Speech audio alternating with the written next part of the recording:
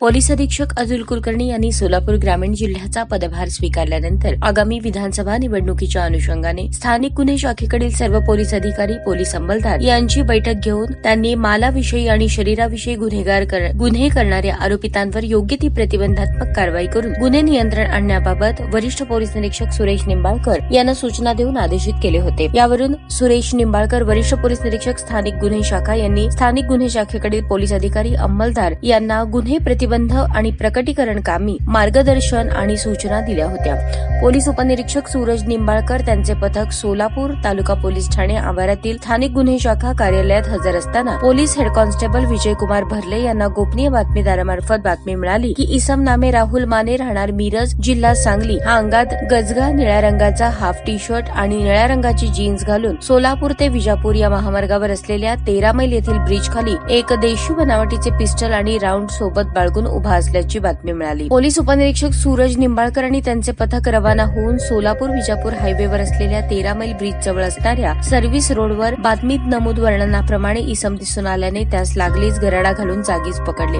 सदर इसमास त्याचे नाव, गाव, पत्ता विचारले असता त्याने त्याचे नाव राहुल सतीश माने, वय 31, राहणार वसंत हाऊसिंग सोसायटी, माजी सैनिक वसाहत, तालुका मिरज, जिल्हा सांगली असे असल्याचे सांगितले। नमूद इसमाची तपासणी केली असता त्याच्या कमरेला मागील बाजूस पॅन्टीत खोचलेले एक देशी बनावटीचे पिस्टल मॅगझिन सह मिळून आले। त्याने त्याचे खिसे तपासले असता खिशात पिस्टलचे 2 जिवंत काडतुसे मिळून आली। सदर आरोपी नामे राहुल सतीश माने याच्या विरुद्ध मंद्रुप पोलीस ठाणे येथे भारतीय हत्यार अधिनियम 1959 चे कलम 3 आणि 25 अन्वये गुन्हा दाखल करण्यात आला असून पुढील तपास मंद्रुप पोलीस ठाणे करत आहेत।